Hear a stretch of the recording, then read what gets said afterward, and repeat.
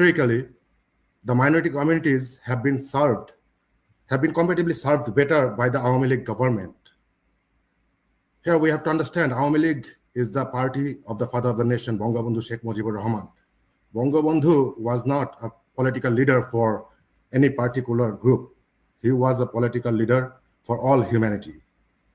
So when the Awami League government was forcefully removed last year by a violent coup, a reign of terror has descended upon the minority communities of Bangladesh. Their lives, properties, and places of worship have been attacked, looted, and vandalized.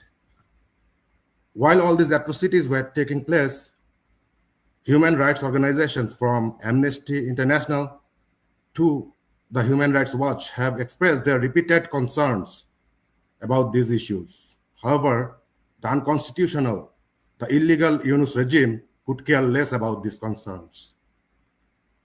According to a report by the Bangladesh Hindu Buddhist Christian Unity Council, there have been a total of 2,442 incidents of violence against religious and ethnic minorities in a matter of only 330 days. And this is a very small numbers because these are just the reported numbers. The actual numbers, especially in the rural areas, are much, much higher. And as you will see in the following slides, the violence includes murders, violence against women, including sexual assault, attacks on places of worship, forced occupations of home and businesses, and we are even hearing accusations of forced conversion. The situation is so bleak, so dark, that there may be a fake Facebook post, and the next day, a whole village is gone. This was the case in a village in Sunamganj, where Akash Das, a young Hindu man, allegedly posted a derogatory remark about the Holy Quran. And these allegations were amplified by the group of perpetrators that we discussed only a couple of weeks back, the influencers of instability. So violence mobs formed, chanting religious extremist slogans, wielding sticks and batons. They stormed into the Hindu homes. They destroyed their homes, looted their jewelries, properties, and set their houses on fire. More than 100 Hindu houses and businesses were completely done. The pressing issue here is that the top bureaucrat of that area, Mehennigar Tanu, tried downplaying these crimes. She tried downplaying these crimes by arguing that merely a few handful of houses were slightly destroyed. And this attitude of downplaying these crimes is prevalent from the bureaucrats to the very highest level of the state, Yunus himself. And they are not only downplaying these crimes. There are cases when Bangladesh police, including the Bangladesh army, the mighty Bangladesh army, are standing as silent spectators while violent mobs violently, very brutally, is attacking and oftentimes killing the minorities in Bangladesh.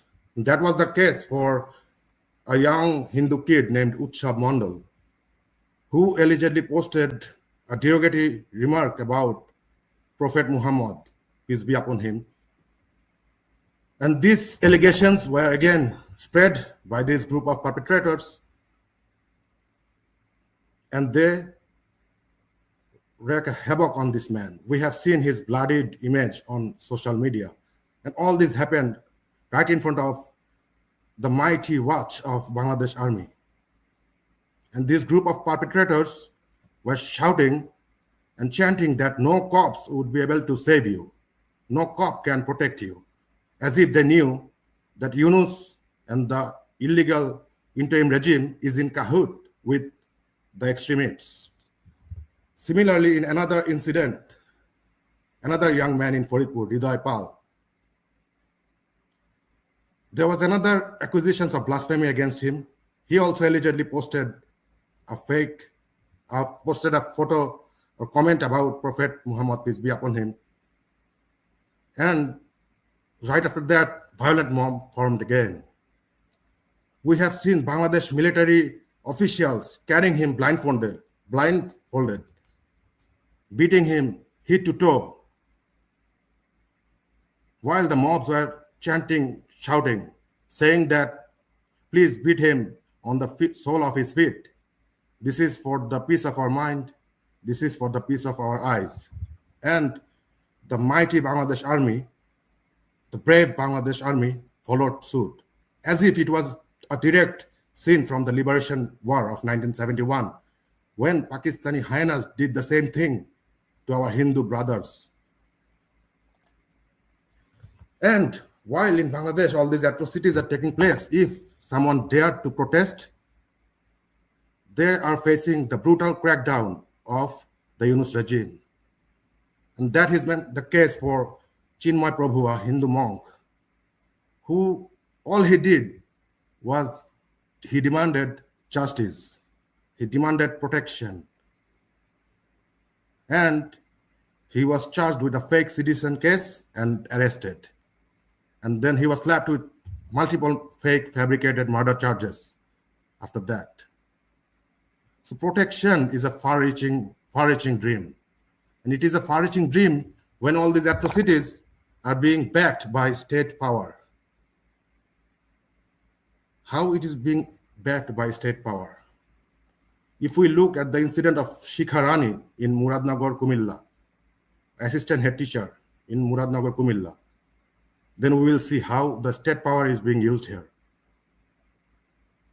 The father of the illegal advisor Asif Mahmood, the headmaster of the school, right after the fall of the Awami League government, this man formed a mob of 35 Muslim men and ran a brutal torture, mental, physical, and sexual torture on this lady. It was so severe that she fainted twice. And when this is being done by the father of the state advisor, you could only imagine how horrific it is and how helpless this lady was. And this state power is not, this state power backing is not coming only from the advisors themselves. Yunus himself is implicated. Since the fall in these 1 year, Yunus have been denying these allegations. Sometimes he is calling this as politically motivated charges by arguing that these minorities are the lackeys of the Awami League government. Even they are accepting that during the Awami League time, minorities are better protected. In a latest interview in the international arena, Yunus asked the Hindus not to call themselves Hindus, rather to call themselves citizens. So this sends a chilling message to the whole world and to the extremist communities of Bangladesh that you are free to do whatever you want to the minority communities. And that's exactly what happened when hundreds of idols and places of worships of the Hindus have been vandalized. And to protect the society, to protect the democracy in this country, the society must wake up, because we have seen that during the Second World War time when Hitler tried to erase the Jewish population from the face of the earth. And like Hitler, Yunus is doing the same thing. He's trying to erase the minority communities of Bangladesh. The society must wake up and pay heed. Back to you, Mr. De. Thank you very much, Mr. Jihan. And undoubtedly, it's a very grim, very bleak situation. So I would like to invite Mr. Chaudhry to explain how it all started, because the international community was told that the so-called student-led movement was meant to erase discrimination and to create a fair and equitable society. But aftermath, that particular month of July, August, we saw that our minority communities fell a victim to these discriminations, harassment, and persecution. How do you see that? Over to you, Mr. Chaudhry. Thank you. Thank you for thank you for inviting me here at this discussion today. And I'd like to thank Mr. Anwar for his presentation. Um, he has summarized what is happening in Bangladesh right now. To understand the situation there, one has to look at the, the incident itself, the July riot. I call it the July riot. So the demand for job and a quota-free entrance into the government jobs, which was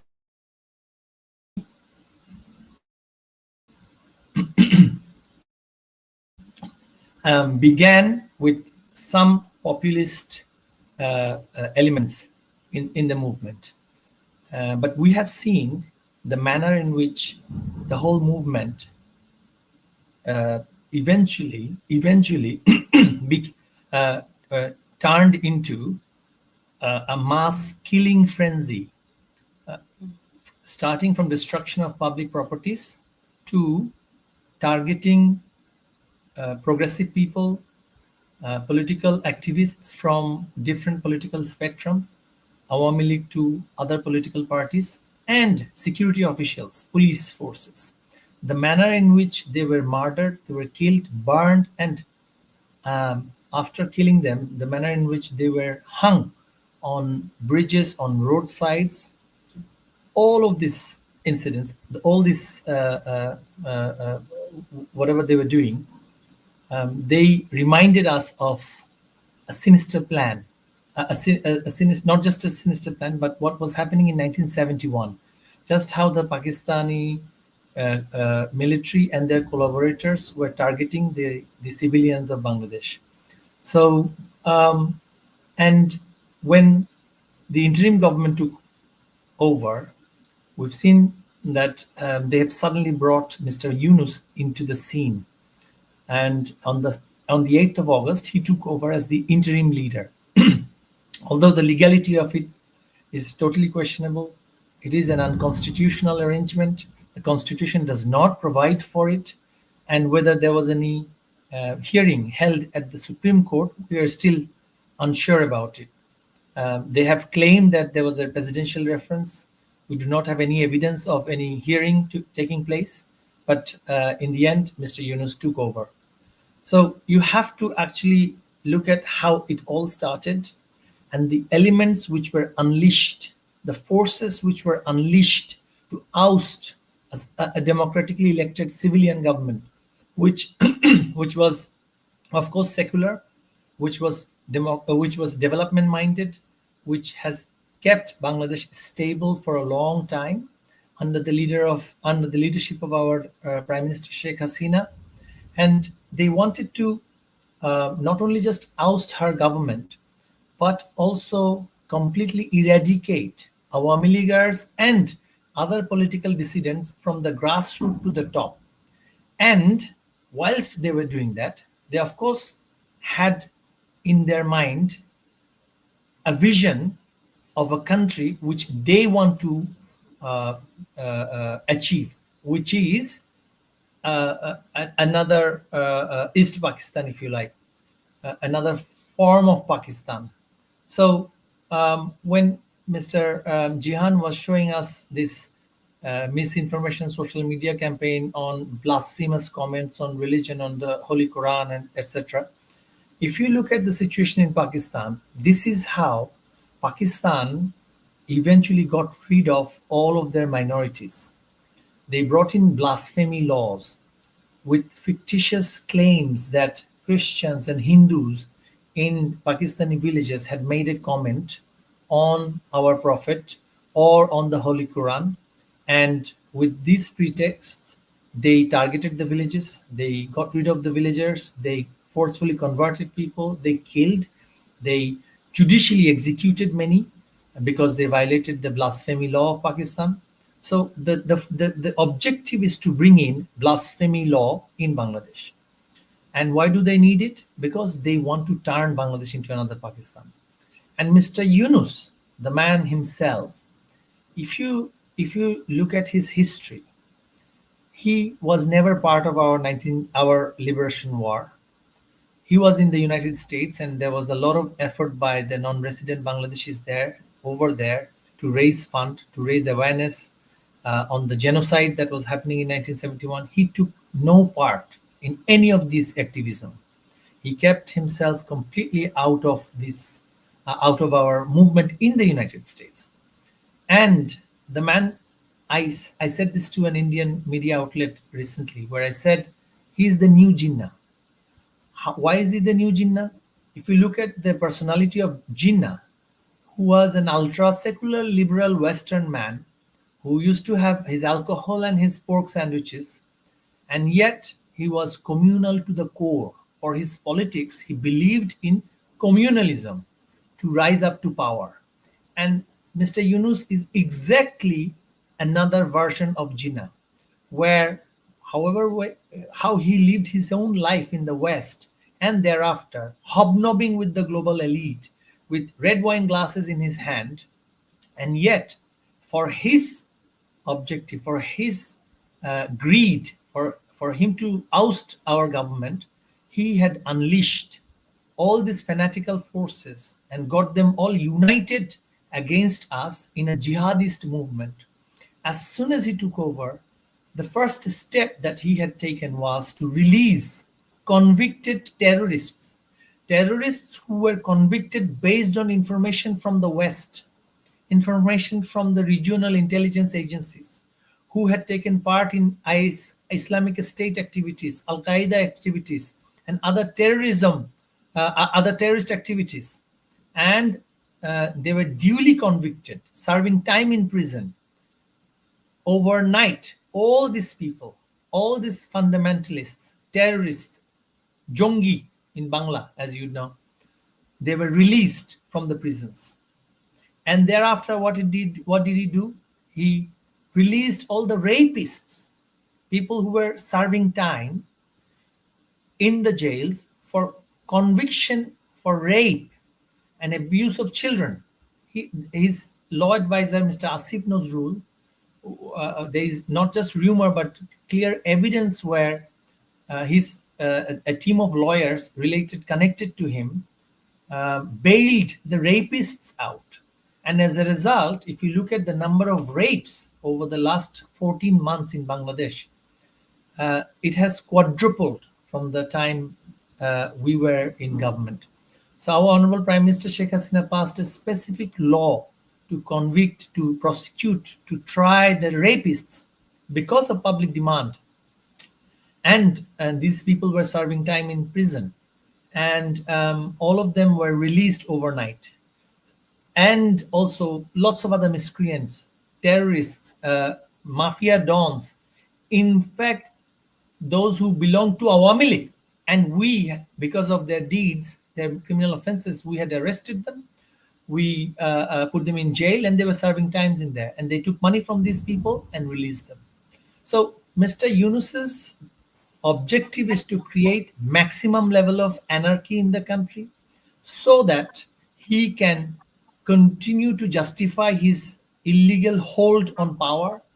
And part of this whole anarchy is to actually attack minorities of all background, not just Hindus, not just Buddhists in Chittagong Hill Tracts, but also Sufi sects who do not believe in the Salafist, Wahhabi theology of those who are being supported by Yunus regime. So you've seen an incident where a dead body in a Sufi shrine were dragged out of the grave because apparently in his lifetime he had said something which is shirk, apparently, which is against the spirit of Islam, their version of Islam, of course. And they burned the whole body. And the desecration of grave was just the norm. You've heard of valiant freedom fighter Mr. Mainuddin Khan Badal's name, who was a big parliamentarian. He was a famous parliamentarian from Jashod, not even from Awami League. His grave was desecrated, and they put fire on his grave with some shoes. So from raping minorities and killing them to destroying Sufi shrines to attacking places of worships. This is the hallmark of of a society which does not work, and this is the justification why Yunus would like to continue his grip in power. Why?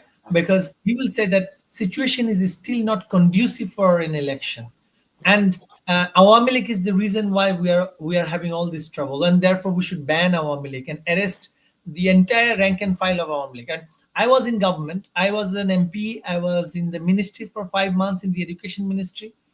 If there is an allegation for corruption or misuse of power or misappropriation of public fund, it has to be against me because I was in charge of the ministry. You cannot go and arrest my activists who had taken no part in government decision making. What was their fault? If you are alleging that it was me who was corrupt or the party was, how can the whole party be a corrupt party or the whole party take part in the unfortunate deaths that had occurred during this July riot? On that note, Mr. Chaudhary, I beg your pardon for interjecting.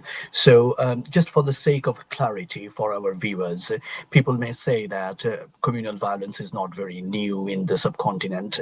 But would you agree? I mean, from your statement, we can deduce that it's not just isolated incidents, it's a state-sponsored set of activities with a clear plan from the very top of the government. Would you agree on Yes. that? Absolutely. It is a state-sponsored pogrom. The purge and the pogrom is state-sponsored. It comes from the top. If you look at Yunus's advisorial panel, except for a few, most of them are in collusion with the perpetrators. His newly formed party, the NCP, they have brought in a couple of leaders from the NCP into the government. They are directly involved. Their families, their colleagues, their activists are directly involved in these activities. At the same time, BNP and Jamaat Islami and other political outfits who are firmly against the spirit of 1971, they've unleashed their jihadi force with the help of the law enforcement, with the help of the army itself. We've seen incidents where Bangladesh army personnel were directed by the government to shoot at innocent civilians in Gopalganj. When we were being ousted, it was a clear instruction from our prime minister that the army cannot shoot at the citizens of the country, which is why these forces went out of control, and they saw it as a sign of weakness, not a sign of a humane instruction that lethal weapons are not to be used unless you are attacked and in self-defense. And by that time there were many police officials who were killed. But in this occasion, we have seen on the media and also on social media where one of the advisors were sitting. He was not from the home ministry. He was Asif Mahmoud Bhuiya. He was sitting in the home ministry directing the military officials to go and shoot there, kill this person or arrest so and so. So it was practically arranged by the government of the day. So it is a state-sponsored activity. And if you look at their time in between 2001 and 6, during that time they did the same thing. Between 2001 and 6, we have seen during that time terrorist groups were directly sponsored by the intelligence agencies of the time. We've seen 10 trucks full of arms and ammunition which were brought into Bangladesh to smuggle into India for the separatists and terrorist groups in India. So Bangladesh was basically exporting terrorism into the neighboring region and in fact assisting the domestic terrorists to become international terrorists, from Bangla Bhai to Jamaatul Mujahideen to Ansarullah Bangladesh team, Lashkar Taiba. And during that time, there were slogans given by these fanatics where they said, "Amra hobo Taliban, Bangla hobe Afghan." That was the slogan of the student outfit of some of these political parties who are now active in Bangladesh. Yeah. Thanks, Mr. Chaudhary. Just for to supplement you for our international viewers, when we say spirit of 1971, that is actually the supreme charter of an inclusive, progressive, and secular Bangladesh. No other party ever, no other political narrative ever could replace that. And we still feel that unanimously that 1971 spirit of 1971 should be unequivocally the charter for an inclusive and progressive Bangladesh. Now, I will bring Ms. Chaudhary into this discussion. As Mr. Jihan showed that there was a statement by Mr. Yunus that you have to be citizen, you cannot be Hindu, don't call yourself Hindus. Do you think that there is a hint of blaming the victims? And is it somehow kind of also support the perpetrators and give them a sense of impunity? Over to you, Ms. Chaudhary. Thank you. First of all, it's an honor to have been included among very distinguished panelists and to be a part of this very important conversation. So thank you for the opportunity. Now, turning to your question, I think there are several critical points about the statement from the Chief Advisor and the kind of implications or the impact this kind of statement can have on the wider society, particularly as it's come from the Chief Advisor himself. So the first point I would like to raise is about the implication of an erasure of religious identity and cultural heritage. It's for many people in Bangladesh and everywhere across the globe, a core part of their identity is their religion. It's a part of the community they belong to, culture, and the social life they identify with. So telling people not to say I'm a Hindu could feel like asking them to hide or to suppress an essential part of who they are. It could lead to a loss of religious customs, language, traditions, temples, etc. And if people feel their religion is a liability, how contrary to what the Chief Advisor was saying, how does that ensure the freedom of religion, equal rights, and freedom of expression? So it's those are the kind of implications that you can have on erasure of a religious identity. Point number two is about the kind of victim blaming, which you've touched on, about sort of shifting responsibility. So suggesting that minorities should avoid emphasizing their identity so they don't become targets of attacks. It shifts the blame from those committing such attacks and atrocities onto the victims. So the kind of don't provoke logic. It can diminish state responsibility. So this kind of negligence can diminish state responsibility if minorities are told to play down their identity.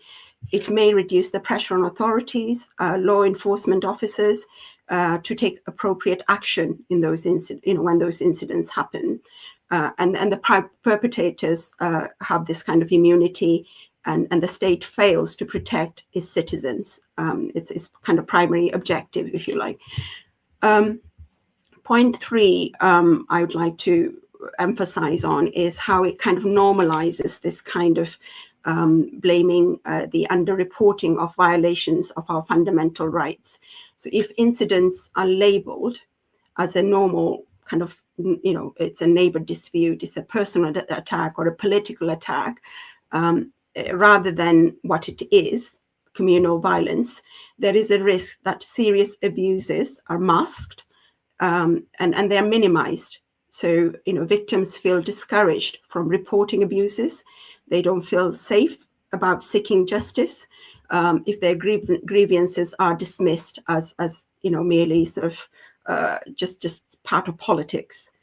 And it weakens the minority voices and the mobilization, community cohesion, and the inclusivity that Mr. Yunus kind of talked about when he first came into his role. So if incidents where religious minority leaders, and we've heard about, Chinmoy Prabhu being arrested, and those are, in the back of all of this, you hear the chief advisors making such remarks.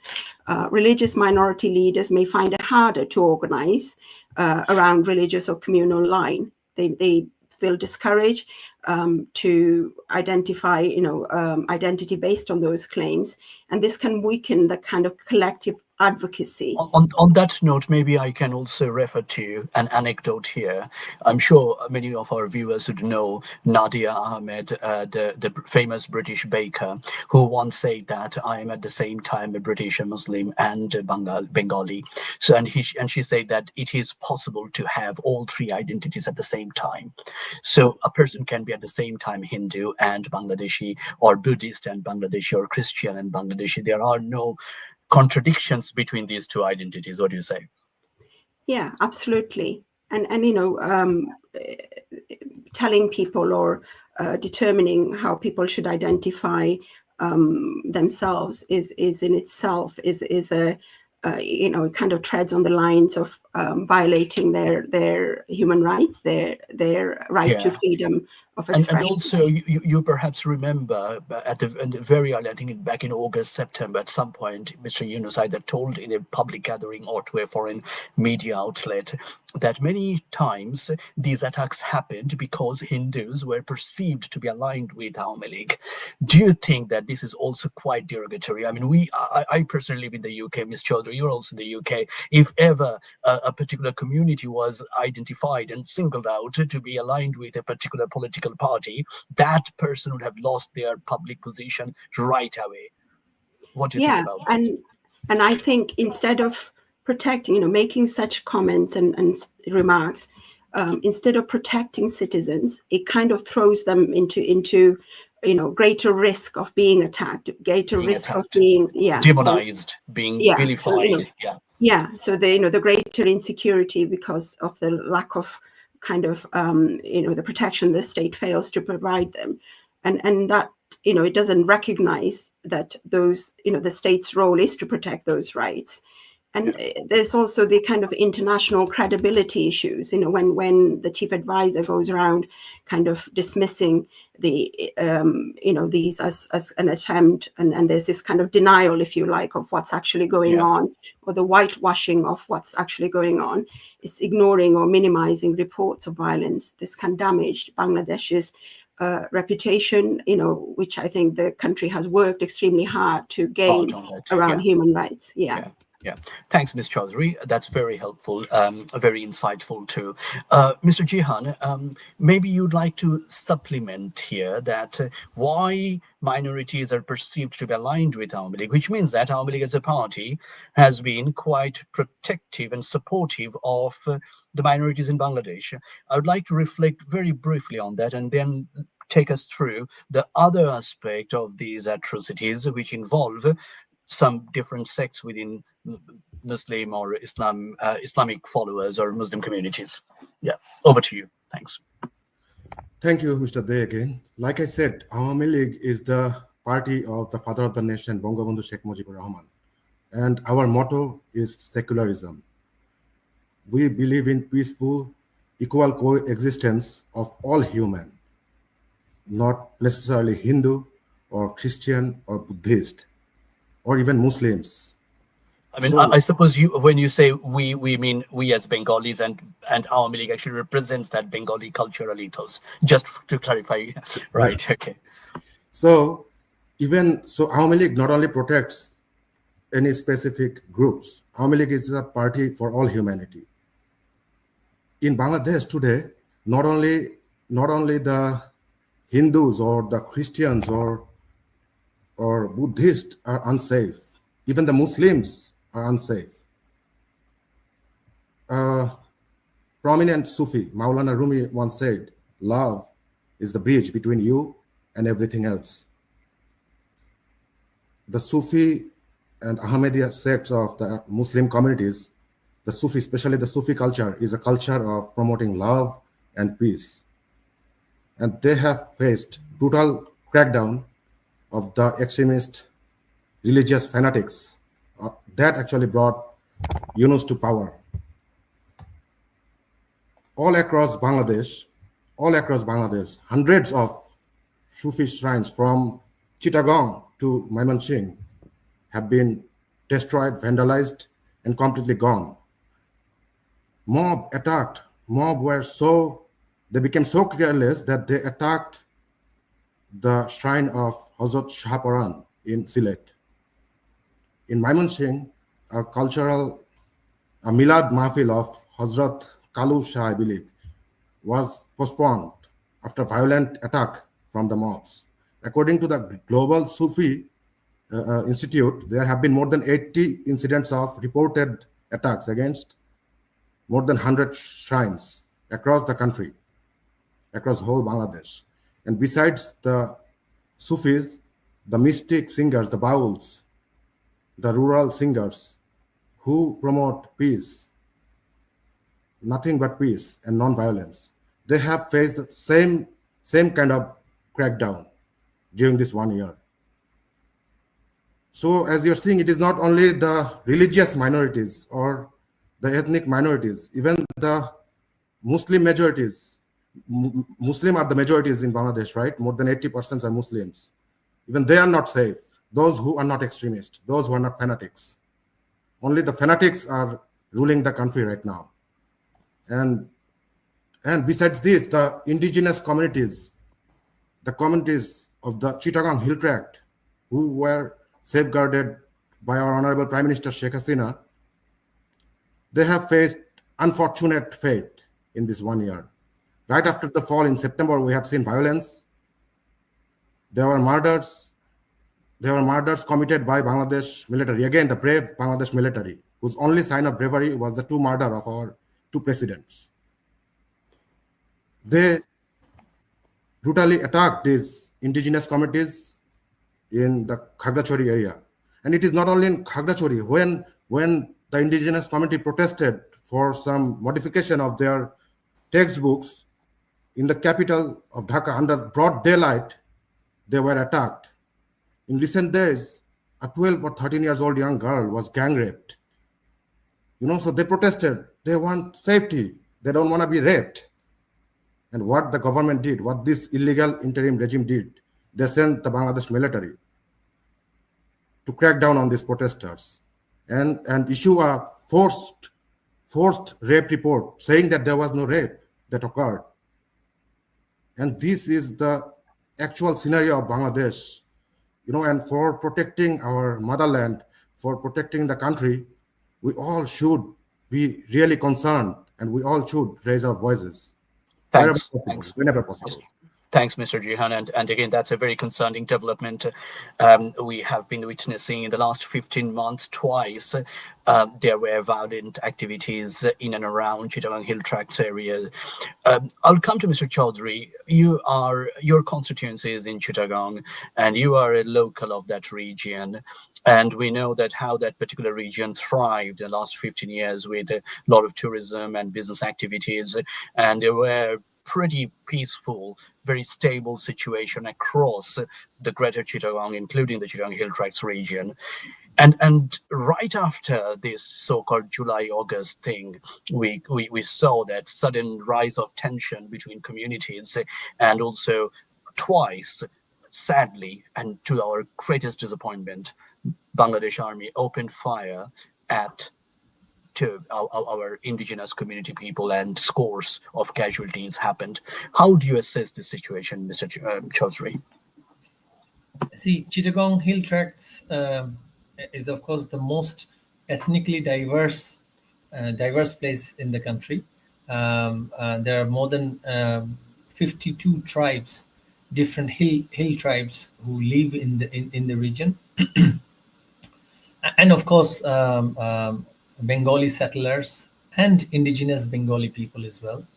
And there were tensions there, starting from the 80s during the time of General Zia, who during his time wanted to change the demography of Chittagong Hill Tracts by bringing in landless Bengalis and illegally settling them across the hill region, which was more or less autonomous for many years, in order to protect the cultural and ethnic diversity of the area. The area was being given protection from the British period. After General Zia's this forced migration of Bengalis into the hinterland of the Chittagong Hill Tracts, they obviously rose up, and there was a separatist movement, and there were a lot of violence for many years. And in 1996, when our Honorable Prime Minister Sheikh Hasina came to power for the first time, the first thing she did was to bring peace in Chittagong Hill Tracts area. When you bring peace in Chittagong Hill Tracts area, it has a ripple effect into the plain land as well, and business activities, investment, quality of life of these people, everything goes up, and there's a marked change in human development aspects of these ethnic communities. Not only that they're taking part in the booming trade and investment of the country, but also the area has now been opened up for tourism from abroad and from the rest of the country. However, there is a force there who were assisted by the fanatical parties, the fundamentalists, including the Bangladesh Nationalist Party, who had always played the ethnicity card. Literally, they wanted to change the demography of the Hill Tracts area, and after failing to do that, they had played the card of divide and rule in that area. As soon as the Yunus government had taken over in Bangladesh, we've seen ethnic strife in the Myanmar side, which is of course the adjacent country, the neighboring country of Chittagong Hill Tracts area. There was a rise of the Arakan army movement, who had taken de facto control of the Arakan region. The government, the illegal government of Yunus, despite objection and no recognition from anywhere in the world, publicly declared that they were going to work with the Arakan army, which is a separatist group, and wanted to open humanitarian corridor. In the name of humanitarian corridor, they wanted to send arms and ammunition to that rebel group inside Myanmar. So Bangladesh is now going back to the time of 2001 and 6, where it was basically being used as a base to export arms and to terrorists in the neighboring region. So in one hand, they're illegally arming, assisting the Arakan army, which is of course more or less a terrorist group in Myanmar, because we do, irrespective of the Rohingya situation, we still have bilateral diplomatic relationship with the Myanmar government, and we have continuous trade with them, despite Western sanctions and so on and so forth. But you cannot really assist a rebel group in another country and expect that things will remain calm in your end, at your end. So at the same time, the ethnic communities in Chittagong Hill Tracts were parsed. In one hand, they were agitating, they were assisting the rebel groups on the other side of the border. But on this side of the border, there were two groups of ethnic people, two political groups who belong to the ethnic communities. One was the JSS, Jonasonghati Samiti, the other one is the UPDF, which was more terrorist in nature. And one of the leaders, Michael Chakma, staged a drama where he claimed that he was being held against his will in an undisclosed location, which they're calling as GUM, or unlawful or illegal detention, disappearance, and Ainaghar, the illegal so-called fictitious Ainaghar. the fictitious Ainaghar. Mr. Michael Chakma belongs to that group called UPDF, which was responsible in steering up the situation in Chittagong Hill Tracts between the ethnic communities. And then when that political force has been unleashed there, obviously, what do you expect? You expect more chaos in that place.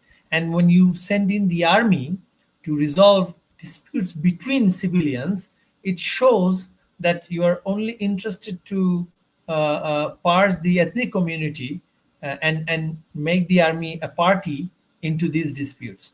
Army, of course, does not run on its own. Army has to take instruction from the civilian government.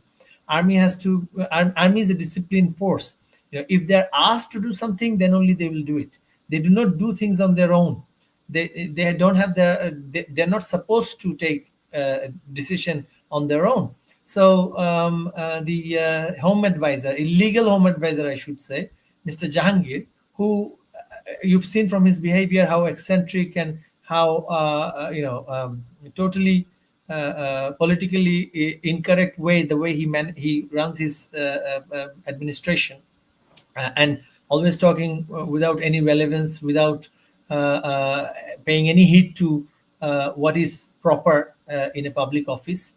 And this man, he directly instructs military commanders, formation commanders in Chittagong Hill Tracts area and other places, because he comes from the military background. He is a former lieutenant general. He misuses his position as a home advisor and bypasses the regular military commanders and instructs them to cause trouble in places where he wants trouble to be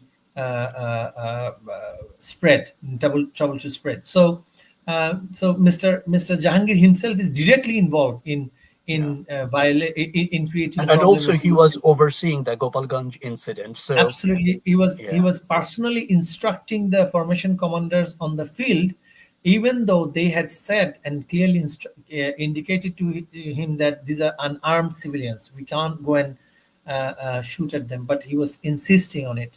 And I also want to remind our viewers here another point, which is that Chittagong Hill Tracts peace treaty was opposed by BNP, by Jamaat Islami, and also other fanatical forces who wanted to create terrorist hideouts in Chittagong Hill Tracts area. During our time in government, we had uncovered secret hideouts of many Islamic, I shouldn't use the word militant Islamic, groups, but militant very groups, groups, groups who were training with some tribal militant groups, and they were being trained. And we also have evidence that these trained individuals were then later brought in Dhaka, and you've seen how trained shooters and snipers were deployed as part of their master plan, a meticulously designed master plan to oust the government. And many of them were actually trained in Chittagong Hill Tracts in terrorist hideouts. So Mr. Yunus is targeting each and every geographic area in the country and creating as much anarchy as possible, so that he can continue to claim, he can perpetuate his stay. Yes, so that he can say that it is still not time for an election, law and order situation is not under control, and therefore election cannot be held. And that this is the pretext. He knows what he's doing. In order to just simply extend his tenure in government, this is what he will be doing. And you've seen in the last couple of days in Dhaka, there were so many arson attacks in the cargo area of Dhaka airport, in Fresh Group's sugar mill. Today, I have heard that a ship in Shodorghat area of Dhaka is set on fire, and also another factory in Chittagong, Pacific Jeans, which is one of the biggest RMG exporters of the country, has been settled, ablaze. And these are all planned in order to show that the situation is not under control, and it's not conducive for an election, and therefore you will hear the man in a month or two. And he's also already said this to Mr. Mehdi Hassan in his interview, that apparently some people were telling him to stay in power for 5 years or 50 years, and they never put a timeline in his rule. So he's a megalomaniac character who wants to continue to rule without any mandate and create constitutional and institutional anarchy in the country. Thanks, Mr. Chaudhary. Thanks. That's very, very insightful comment indeed. Now we are coming to the last 5 minutes. I'm very conscious of time. Ms. Chaudhary, you are involved in various campaign activities, including direct involvement with the UK politics. So how do you see that? As from the last statement of Mr. Chaudhary, it appears that by creating division and through this current Yunus regime is not only dividing and unsettling Bangladesh, but also there is a potential chance that there can be regional conflict. There can be a spillover effect in our neighboring countries, and also for an inclusive, progressive Bangladesh, which international communities always advise for. How do you see this whole thing, and what would you suggest?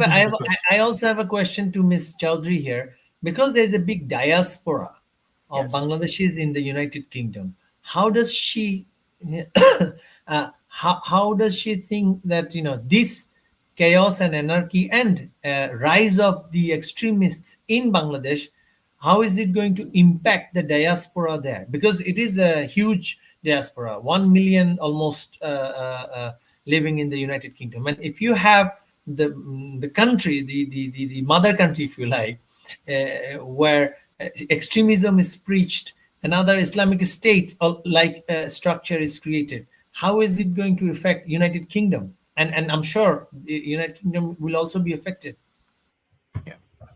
Yeah, absolutely. Because attacks on minorities or any form of injustices, affects all of us anywhere, regardless of where it's happening. So the international community, we know, is watching closely with regards to what's going on in Bangladesh. And this issue of kind of minority persecution in Bangladesh is not just a domestic matter. In the view of rights organizations, as you've already heard Professor Day mention, Amnesty International has called the Bangladeshi authorities to carry out swift and impartial and independent investigations into these incidents. The UK Parliament, it's been raised the question of the attacks on minority groups.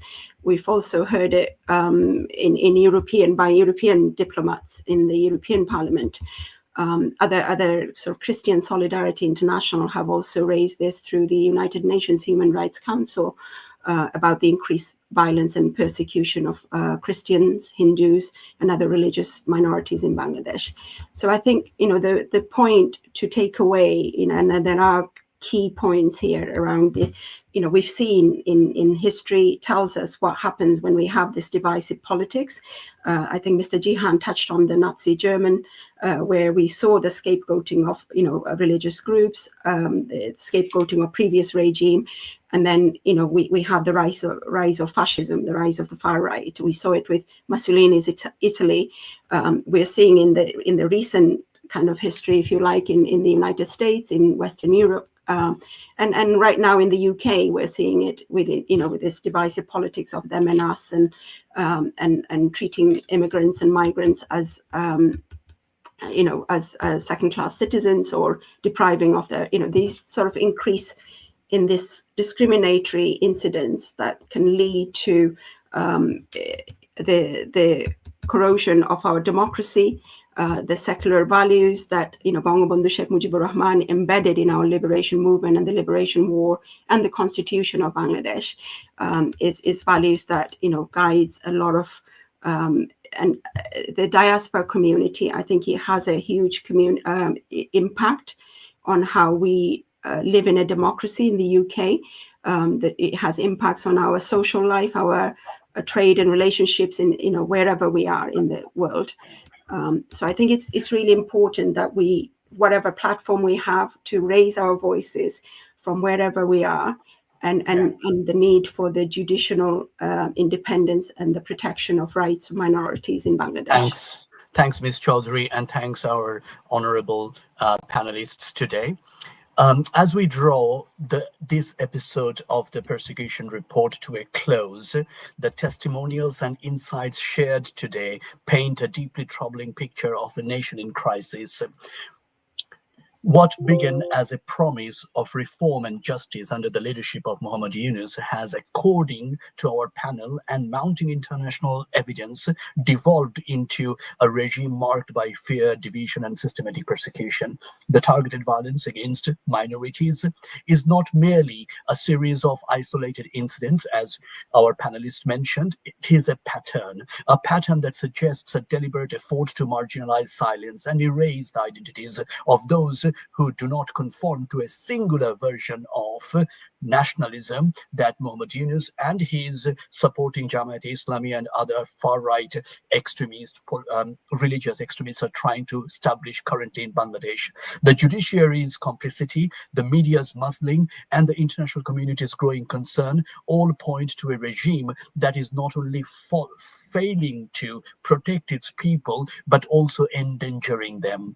To our listeners, awareness is the first step toward action. Share these stories, question the narratives, stand in solidarity with those whose voices are being drowned out. Because in the face of persecution, neutrality only serves the oppressor. Thank you for joining us. I am Professor Day, and this is the Persecution Report.